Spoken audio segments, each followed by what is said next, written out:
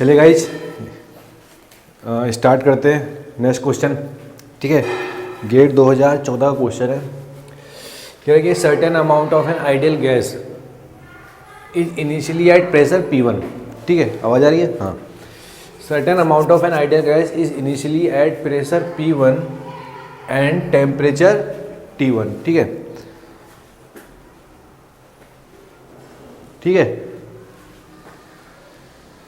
देखो क्या होता है ना कि बारी बारी जो कमेंट है, मतलब जो क्वेश्चन में कहता है वो तो कह ही रहा थे, पर आप ना याद रखने के लिए छोटा छोटा लिख लिया करो। कैसे? जैसे लिखा है कि आइडियल गैस है, तो आइडियल गैस हमने लिख लिया कि आइडियल, पता तो रहेगा आइडियल गैस के बारे में आपको पता है, बहुत सारी कंडीशन आती है। PV = RT इक्वेशन आ जाती है।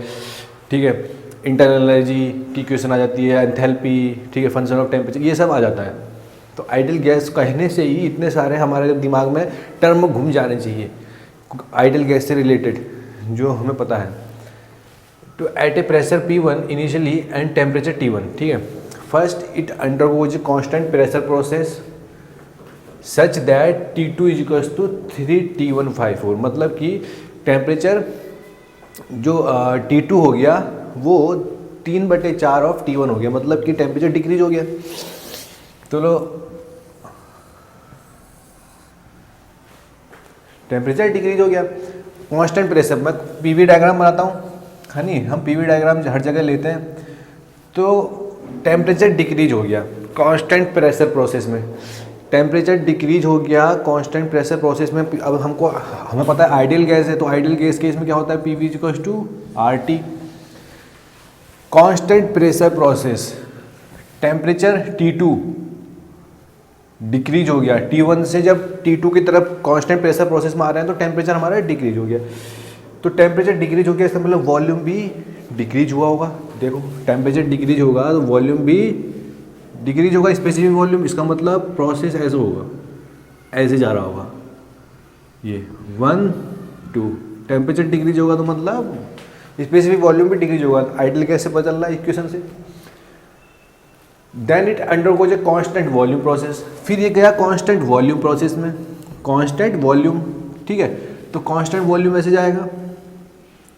अब जब कांस्टेंट वॉल्यूम जाएगा तो कह रहा है T3 हाफ हो गया T1/2। T3 हो गया हाफ ऑफ T1/2, मतलब कि टेम्परेचर डिक्रीज हो रहा है नहीं। अब देखो मैं यहाँ पर T3 और 1/2 ऑफ T1, तो T2 के टर्म में निकाल लूँ तो T1 है यहाँ पर, T2 के टर्म में, तो T2 कितना हो जाएगा? तो T2 के टर्म में कितना हो जाएगा? T1 4 T2 / 3। ये होगा नहीं होगा? देखो T1 = 4 T2/3, तो यहाँ रख दिया तो ये कितना हो जाएगा? 2 T2/3। तो T3 2/3 ऑफ T2, मतलब कि टेम्परेचर डिक्रीज हो रहा है। अब देखो constant volume process, temperature decrease हो रहा है तो प्रेशर भी डिक्रीज होगा। तो प्रेशर डिक्रीज होगा ऐसे। तो मतलब कि मान लो यहाँ the ratio of the final volume to the initial volume of the ideal gas. Ideal gas का हमसे पूछा उसने ratio of the final volume, मतलब कि फाइनल वॉल्यूम मतलब V3 / इनिशियल वॉल्यूम क्या है? V1। V3 और V1 का उसने रेशियो पूछा है। आइडियल गैस है, आइडियल गैस,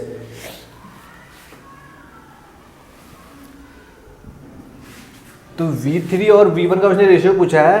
तो V3 और V2 तो भाई सेम है, कांस्टेंट वॉल्यूम प्रोसेस है। तो इसका मतलब मैं अगर V2/V1 का रेशियो निकाल लूंगा तो V3/V1 का रेशियो पता चल जाएगा। अब V2/V1, तो ये कौन सा प्रोसेस है? Constant pressure process. ठीक है, अब कांस्टेंट प्रेशर प्रोसेस है, हमारे पास क्या है? Ideal gas. आइडियल गैस क्या है? PV = RT। Constant pressure process, तो मतलब कि मैं अगर करूँ V2 / V1 = क्या होगा? T2 / T1। ठीक है, तो V2 / V1 की जगह मैं क्या रख दूंगा? T2 / T1। तो T2 की वैल्यू कितनी है? T2 की वैल्यू ये है, कितनी है? 3T1 / 4। 3T1 / 4, नीचे क्या आ गया? T1। तो V3 डिवाइड बाई V1 कितना आ गया, 3/4 कितना है 0.75। आसान क्वेश्चन था, ठीक है। चलिए नेक्स्ट क्वेश्चन करते हैं, गेट 2017 क्वेश्चन है, ठीक है। बहुत कॉन्सेप्ट वाला क्वेश्चन है, कॉन्सेप्ट पता होगा तो बहुत इजी क्वेश्चन है, पर आपको बेसिक पता होगा, जो बेसिक जो होता है वो हो जाएगा। Volume and temperature of air assume to be an ideal gas. Air को उसने आइडियल गैस कह दिया। आइडियल गैस नाम सुनते ही बहुत सारे जो आइडियल गैस से रिलेटेड टर्म है वो सब आपके दिमाग में हो जाने चाहिए कि ये आइडियल गैस से रिलेटेड टर्म है। इन्हें क्लोज्ड वेसल, ठीक है, क्लोज्ड वेसल है, क्लोज्ड वेसल है, तो उसका वॉल्यूम दे रखा है हमको 2.87 मीटर क्यूब और टेम्परेचर दे रखा है 300 केल्विन, ठीक है। एब्सोल्यूट टेम्परेचर, थर्मोडायनेमिक टेम्परेचर, ठीक है। The gauge pressure indicated by a manometer fitted to the wall of the vessel, ठीक है। हमने इस वेसल के वॉल पे ना गेज प्रेशर लगा दिया। अब गेज प्रेशर आपको पता होता है क्या, ठीक है। तो गेज प्रेशर लगा दिया, तो गेज प्रेशर हमारा क्या मेजर करता है, प्रेशर गेज हमारा क्या मेजर करता है, गेज प्रेशर मेजर करता है, ठीक है। तो गेज प्रेशर क्या है 0.5 बार मेजर करा उसने। If the gas constant of air, air का गैस कांस्टेंट हमको दे रखा है 287 जूल पर केजी केल्विन। एटमॉस्फेरिक प्रेशर हमको दे रखा है कितना 1 bar. The mass of the air in the vessel हमसे निकालना है। आइडियल गैस है, आइडियल गैस की इक्वेशन क्या होती है, PVMRT, ठीक है, ये होती है। जहाँ P जो होता है ना वो एब्सोल्यूट प्रेशर होता है। P कौन सा प्रेशर होता है, एब्सोल्यूट प्रेशर, हमेशा ध्यान रखना। और T क्या होता है, एब्सोल्यूट टेम्परेचर। एब्सोल्यूट टेम्परेचर होता है तभी तो उसे केल्विन में रखते हैं हम, डिग्री सेंटीग्रेड में नहीं रखते हैं। एब्सोल्यूट प्रेशर पे एब्सोल्यूट टेम्परेचर, समझ गए। इसलिए प्रेशर भी एब्सोल्यूट होता है, टेम्परेचर भी एब्सोल्यूट, केल्विन में रखते हैं हमेशा। तो पर हमको दिया कि अब आपको पता है कि एब्सोल्यूट प्रेशर कैसे क्या होता है, एब्सोल्यूट प्रेशर कैसे निकालते हैं। एब्सोल्यूट प्रेशर क्या होता है, gauge pressure plus atmospheric pressure, ये होता है नहीं होता। तो गेज प्रेशर 0.5, एटमॉस्फेरिक प्रेशर 1, तो एब्सोल्यूट प्रेशर क्या हो गया 1.5 बार, ठीक है। हमेशा मैनोमीटर जो होता है ना वो आपका गेज प्रेशर चेक नापता है, एब्सोल्यूट प्रेशर कभी नहीं नापता, क्योंकि उसमें से एटमॉस्फेरिक प्रेशर अपना माइनस हो जाता है। तो मैनोमीटर आपका अभी देखोगे गेज प्रेशर बताएगा। तो एब्सोल्यूट प्रेशर यहाँ से 1.5 बार आ गया, हमको V पता है तो 1.5 बार, ठीक है। तो 1 बार इक्वल टू क्या होता है 100 किलो पास्कल, 100 किलो पास्कल। अब हमको तो भाई उसमें रखना है ना, तो V कितना है 2.87, मास हमको निकालना है। R कितना है 287, तो मैं इसको 0.287 रख रहा हूँ, क्यों, क्योंकि किलो जूल हो जाएगा, तो ये किलो पास्कल है ना, तो किलो से किलो कट जाएगा। तो 0.287 टेम्परेचर केल्विन में रखेंगे, एब्सोल्यूट टेम्परेचर 300 केल्विन, तो यहाँ से मास कितना आएगा, ये आएगा 5,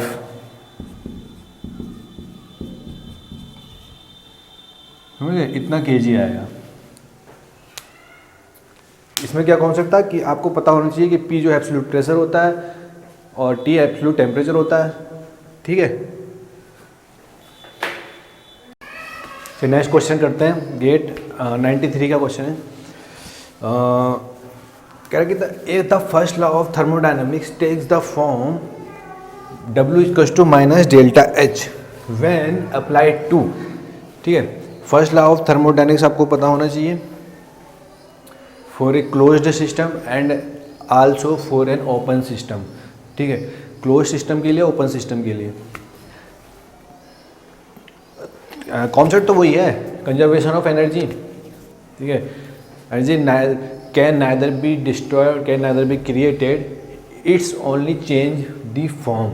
फॉर्म को चेंज करता है, एनर्जी कभी वेस्ट नहीं जाता है, फॉर्म चेंज हो जाएगा, चाहे वो किसी भी फॉर्म में चेंज हो जाए। ठीक है, तो first law of thermodynamics take the form W equals to minus delta H when applied to. तो उसने कहा कि W equals to minus delta H कब आएगा first law of thermodynamics apply करने पर। देखते हैं, पहला है ऑप्शन उसने दे रखा है closed system undergoing a reversible adiabatic process. First law of thermodynamics equation for a closed system, for a closed system क्या होती है, del Q is equals to D U plus del W। ठीक है, del Q उसने कहा closed system undergoing a reversible adiabatic process. Reversible adiabatic process मतलब isentropic process, मतलब heat supply and heat rejection is zero. Zero है, Q है इसमें zero, मतलब कि क्यू कितना क्या हो गया, जीरो हो गया। तो मतलब D U is equals to minus delta W. पर हमको तो भाई चाहिए W equals to minus delta H का form, W equals to minus delta H का फॉर्म, पर यहाँ पर आ रहा है W equals to minus D U का फॉर्म, तो ये तो होगा नहीं अपना। ठीक है, चलो दूसरा देखते हैं, फिर दूसरा देखते हैं। ये तो पहला हो गया। बी क्या कह रहा है, an open system undergoing an adiabatic for an open system first law of thermodynamics की इक्वेशन क्या है, H1 प्लस सी क्या है, velocity C1 square by 2 plus ये है काइनेटिक एनर्जी, ये है पोटेंशियल एनर्जी, प्लस ये है हीट एनर्जी Q जो हम हीट सप्लाई कर रहे हैं। ये तो इनपुट हो गया, H1 एंथैल्पी ये हमने इनपुट दिया। अब हमको आउटपुट मिलेगा, क्या मिलेगा, H2 plus C2 square by 2 plus GZ2 plus W control volume. ठीक है, आउटपुट में हमको ये मिला, इनपुट में हमने ये दिया। तो उसने कहा open system, for an open system first law of thermodynamics की इक्वेशन ये होती है। तो open system undergoing an adiabatic process, और एडियाबैटिक प्रोसेस ने कहा तो इसका मतलब Q0 with negligible changes in kinetic and potential energy, मतलब negligible change in kinetic and potential energy, मतलब जो चेंज है ना C1 square minus C2 square का बहुत नेग्लिजिबल है, मतलब जीरो। तो ये हट गया काइनेटिक और पोटेंशियल ये है, तो इनका भी चेंज नेग्लिजिबल मतलब जीरो। तो बचा क्या, H1 is equal to H2 plus work, control volume का वर्क, तो H1 माइनस H2। ठीक है, तो मैं ये है स्पेसिफिक एंथैल्पी, और क्योंकि पर केजी निकाला है मैंने, तो मैं यहाँ से मल्टीप्लाई कर दूंगा मास को। तो मास को अगर मैं मल्टीप्लाई करूंगा तो ये कैपिटल हो जाएगा। ठीक है, ये कैपिटल, तो ये क्या हो गया, W is equal to minus delta H. Minus कैसे, क्योंकि डेल्टा एच क्या होता है, H2 माइनस H1, यहाँ पर क्या है H1 माइनस H2, तो माइनस बाहर आ गया, तो H2 minus H1 delta H. तो W इक्वल टू क्या हो गया, माइनस डेल्टा एच। तो हमको क्या मिल गया, हमको मिल गया ना फॉर्म, तो इसी ने इसी फॉर्म में पूछा था, हमको मिल गया। तो first law of thermodynamics takes the form. तो कौन से वाले ऑप्शन में मिला, बी ऑप्शन, इस वाले ऑप्शन में हमको ये वाला फॉर्म मिल गया जो उसने कहा है। ठीक है, और बाकी जो सी और डी क्या है देखोगे, closed system undergoing a reversible constant volume process. Constant volume process में W जीरो हो जाएगा, क्योंकि PdV वर्क होता है, PdV for a reversible. PdV work कहाँ यूज करते हैं, for a reversible and for a closed system. Reversible भी है, क्लोज्ड सिस्टम भी है, तो PdV जीरो हो जाएगा, तो DQ और DU आएगा। भाई जब PdV वर्क ही जीरो हो गया तो वर्क कहाँ से आएगा। ठीक है, हमको बी ऑप्शन इसका आंसर है। ठीक है, चलिए नेक्स्ट क्वेश्चन करते हैं। 93 का क्वेश्चन है गेट का, सही बढ़िया क्वेश्चन। तो कह रहा है कि एक स्टील बॉल है जिसका मास कितना है 1 kg। ऑफ स्पेसिफिक हीट उस स्टील बॉल की कितनी है 0.4 किलो जूल पर केजी केल्विन, ठीक है, is at a temperature of 60 degree centigrade, ठीक है, इनिशियल टेम्परेचर उसका कितना है 60 degree centigrade, it is dropped into 1 kg water, ठीक है, 1 kg वाटर है उसमें ड्रॉप किया गया है, ठीक है, और वाटर का टेम्परेचर 20 डिग्री सेंटीग्रेड है। तो उसने पूछा final steady state temperature of water, final steady state temperature पूछा है उसने, मतलब कि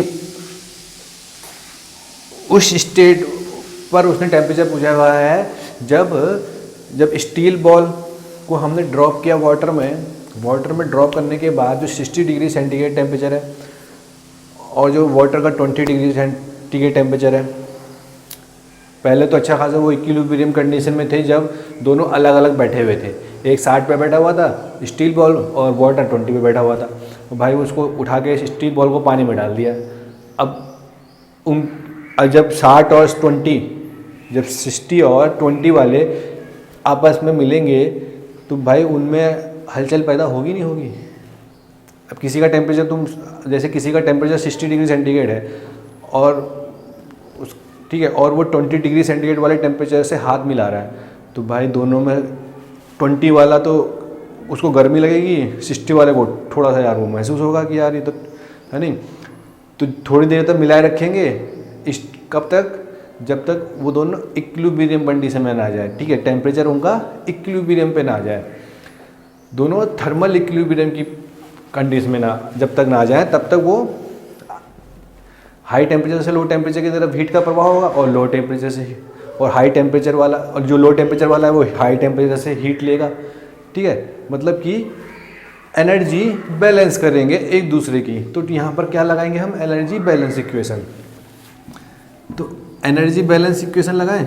अब एनर्जी बैलेंस इक्वेशन तो वही है क्या, हीट ट्रांसफर लॉस और हीट ट्रांसफर गेन, एक तो लॉस करेगा एक गेन करेगा, लॉस कौन करेगा, स्टील बॉल लॉस करेगा, ठीक है, तो वो जो हीट ट्रांसफर लॉस करेगा, रेट ऑफ हीट ट्रांसफर क्या होता है MC डेल्टा T, ठीक है, ये हो गया लॉस का, कौन लॉस करेगा, स्टील बॉल।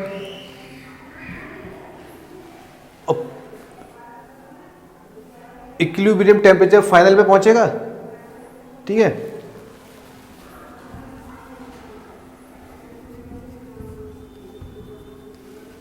ठीक है, एक तो ये जो स्टील बॉल है ये तो लॉस करेगा हीट, ठीक है, रेट ऑफ हीट ट्रांसफर इसका लॉस होगा, और जो वाटर है वो गेन करेगा। तो इस मास कितना हो गया 1 स्टील बॉल का, C क्या है, स्पेसिफिक हीट स्टील बॉल की कितनी है 0.4, ठीक है। अब स्टील बॉल है जो वो हीट ट्रांसफर लॉस हो रहा है उसका इनिशियल हाई टेम्परेचर पर है, तो जब हीट लॉस होगी तो टेम्परेचर उसका कम होगा, तो इनिशियल हाई के टेम्परेचर पे 60 पे, ठीक है, और मॉस ऑफ वाटर कितना है 1, स्पेसिफिक हीट ऑफ वाटर कितनी है 4.18, दे नहीं रखी पर हमको पता होना चाहिए स्पेसिफिक हीट वाटर का, ठीक है, ये ना जो स्टैंडर्ड टर्म है ये तो हमको याद होनी चाहिए, 4.18 किलो जूल पर केजी केल्विन होती है।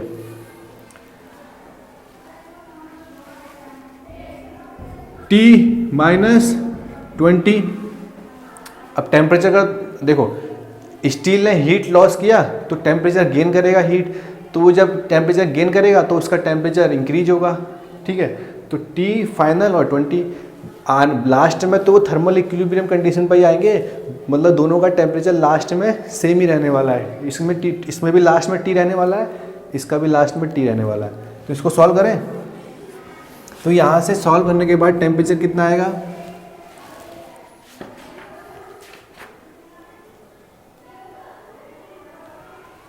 तो ये आएगा 23.50 डिग्री सेंटीग्रेड। ठीक है, 23.50 डिग्री सेंटीग्रेड लास्ट में जो इक्विलिब्रियम टेम्परेचर रहेगा जब दोनों स्टील बॉल और वाटर एक थर्मल इक्विलिब्रियम की कंडीशन पर आ जाएंगे। ठीक है, अब यहाँ पर मैंने ना टेम्परेचर डिग्री सेंटीग्रेड में लिया है, क्यों? वैसे तो केल्विन में दिखते हैं हम हर टेम्परेचर, थर्मोडायनेमिक्स में केल्विन में बात करते हैं, पर डिफरेंस डिग्री सेंटीग्रेड में लो या केल्विन में लो, डिफरेंस टेम्परेचर डिफरेंस सेम ही आता है। ठीक है, इसलिए मैंने डिग्री सेंटीग्रेड में लिया। फिर नेक्स्ट क्वेश्चन करते हैं, 93 का क्वेश्चन है। ठीक है, गेट का ही। तो कह रहा है कि वर्टिकल सिलेंडर है विद यार रुको मिनट रुकना, with A freely floating piston. ठीक है, वर्टिकल सिलेंडर है, आवाज़ आ रही है? हाँ, वर्टिकल सिलेंडर है with A freely floating piston. ठीक है, जो पिस्टन है इसका फ्री है। ठीक है, कहीं से मतलब ये पिस्टन जो है कहीं अटैच नहीं है, फ्री है। वर्टिकल सिलेंडर जिसमें मास 0.1 kg का एयर है।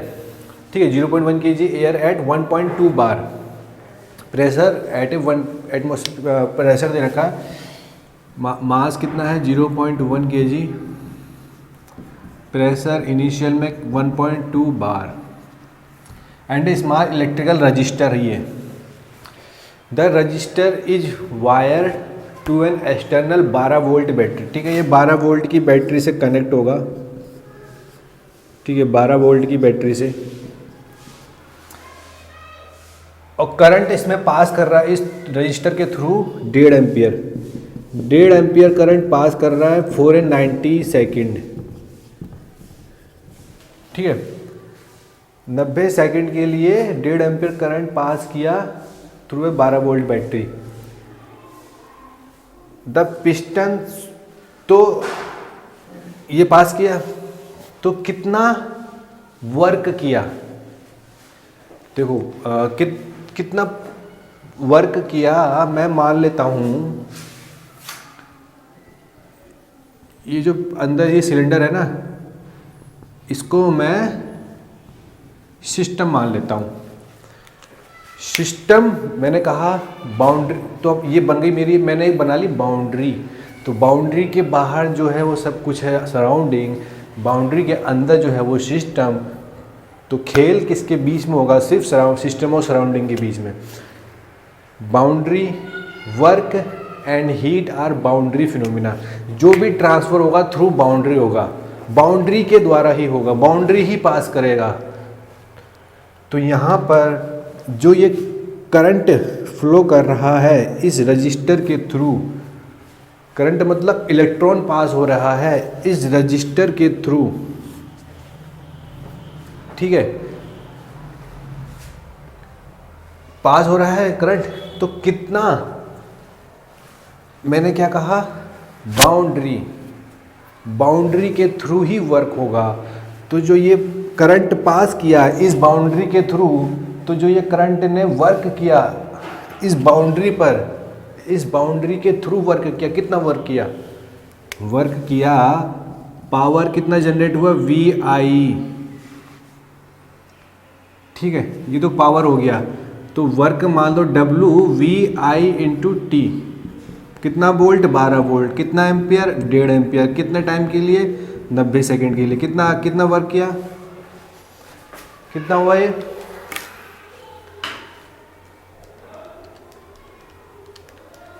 यह आ गया 1620 जूल।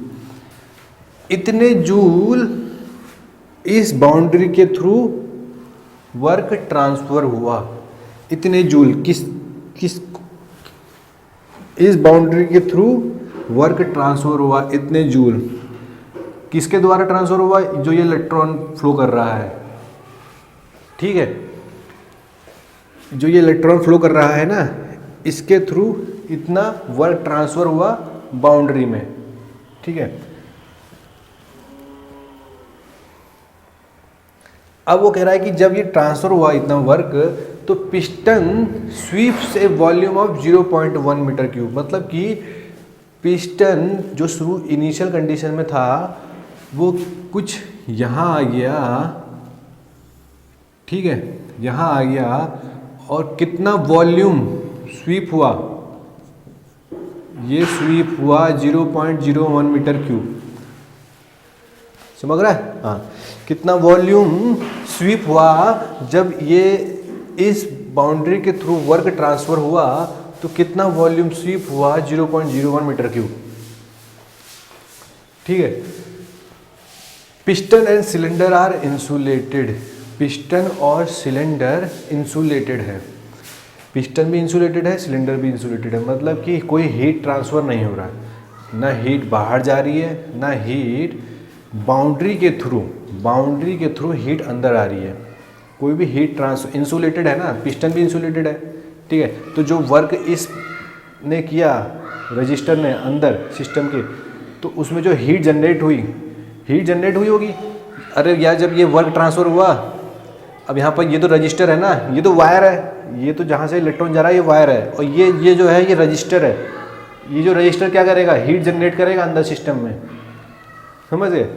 रजिस्टर जैसे, अब मान लो, अरे यार, अब आपने वो हीटर देखा, हीटर ही समझ लो एक टाइप का, हीटर के हमने सप्लाई कहाँ से, पावर सप्लाई देते हैं, पावर सप्लाई कैसे जाती है, वायर के थ्रू जाती है, समझ लो ये वायर है, और हीटर मैंने इसके पिस्टन के सिलेंडर के अंदर हीटर रख दिया, ठीक है, सिलेंडर के अंदर मैंने हीटर लगा दिया, ठीक है, हीटर लगा दिया, वायर के थ्रू सप्लाई गई, वर्क गया, पावर गई, यानी वर्क गया, और उस सप्लाई ने क्या करा, जो अंदर हीटर है, जो रजिस्टर है, उसको सप्लाई दिया, तो वो जो रजिस्टर से क्या निकलता है, हीट निकलती है, तो वो उसी हीट की बात हो रही है, तो ठीक है, तो वो हीट अंदर जनरेट हुई इस सिलेंडर के।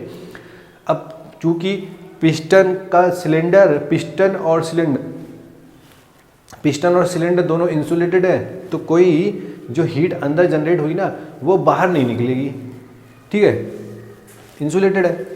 और दूसरा क्या कह रहा है, air behaves as an ideal gas. देखो आइडियल गैस उसने कह दिया, एयर को उसने कह दिया कि बिहेव करो आइडियल गैस के थ्रू। आइडियल गैस सामने आती, बहुत सारे टर्म आपके दिमाग में घूम जाने चाहिए कि आइडियल गैस में ऐसा होता है, ये कंडीशन होती है, ये कंडीशन होती है, ठीक है। उसने कहा find the rise in temperature of air, rise in temperature rise निकालना है, टेम्परेचर कितना इंक्रीज हुआ, ठीक है, टेम्परेचर राइज निकालना है। तो मैंने ये सिस्टम माना, तो मैं क्या करता हूँ, फर्स्ट लॉ ऑफ थर्मोडायनेमिक्स लगाएं इस बाउंड्री के। तो फर्स्ट लॉ ऑफ थर्मोडायनेमिक्स हमारा क्या कहता है, del Q is equals to D U plus del W, ठीक है। अब देखो, ना हीट कोई अंदर गई ना अंदर से बाहर आई, तो मतलब कि Q क्या हो गया, जीरो हो गया। D you for an ideal gas, D you क्या होता है, फॉर एन आइडियल गैस क्या होता है, डी यू, ये तो minus D W, D you क्या होता है, सी वी डी टी, होता नहीं होता, M C V D T, क्योंकि मुझे वरना अगर मैं सी वी डी टी लिखता तो किलो जूल पर केजी होता है, यहाँ पर केवल किलो जूल में बात करनी, क्योंकि वर्क भी हमारा जूल में है, M C V D T होता है, ठीक है। अब डब्ल्यू देखो, हमने केवल ये देखो, इसमें कौन कौन से वर्क हो रहा है, एक तो वर्क हमारा जो हम ट्रांसफ़र कर रहे हैं, ये वाला हो रहा नहीं हो रहा, और हम क्या कहते हैं, work done by the system is positive लेते हैं, और work on the system negative. System पर वर्क किया जाता है तो नेगेटिव होता है, सिस्टम द्वारा वर्क किया जाता है तो पॉजिटिव होता है। साइन कन्वेंशन हमेशा याद रखना। तो माइनस वर्क, सबसे पहले ये सिस्टम पे वर्क किया गया, कितना वर्क किया गया, 1620 जूल का वर्क किया गया, मतलब माइनस 1620 जूल सिस्टम पर वर्क हुआ नहीं हुआ, सिस्टम पर वर्क हो रहा नहीं, और सिस्टम द्वारा भी वर्क हो रहा है। कहाँ हो रहा है, देखो पिस्टन यहाँ पहुँच गया, पिस्टन डेल्टा वी खिसक गया ना, तो कितना पीडीवी, पीडीवी वर्क होता है ना, तो प्रेशर पीडीवी सिस्टम, अब देखो सिस्टम द्वारा वर्क किया जा रहा है तो क्या होगा पॉजिटिव, तो प्लस, तो प्रेशर कितना है 1.2 बार। अब भाई प्रेशर तो अंदर 1.2 बार है ना, ये पावर है, ठीक है, प्रेशर तो अंदर 1.2 बार है ना, तो 1.2 बार पीडीवी वर्क है, तो बार को मैं किलो पास्कल में लिख लूँ 100 किलो पास्कल, ठीक है, और 10⁻³ भी करूँ, ठीक है। तो P 1.2 बार जो अंदर प्रेशर है, कितना वॉल्यूम किसका, डेल्टा V कितना है 0.01, 0.01। सिस्टम द्वारा वर्क क्या हुआ पीडीवी वर्क, और सिस्टम पर वर्क -1620। mcv dt हमको निकालना है टेम्परेचर राइज, मतलब dt निकालना है। मास कितना है, अब du क्या होता है internal energy, change in internal energy, तो चेंज हुआ होगा इंटरनल एनर्जी में कुछ ना कुछ, तभी है नहीं, तो कितना चेंज हुआ, मास कितना है 0.1 kg। cv कितना है, cv ये रहा 700 जूल पर kg। टेम्परेचर राइज dt, ठीक है, सॉल्व करो कितना आया,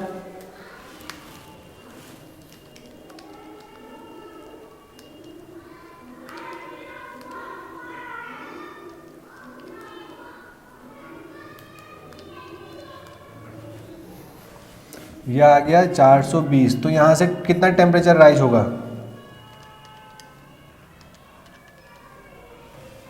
टेम्परेचर राइज ही 6 डिग्री सेंटीग्रेड, ठीक है, कितना टेम्परेचर राइज हुआ 6 डिग्री सेंटीग्रेड का टेम्परेचर राइज हुआ, ठीक।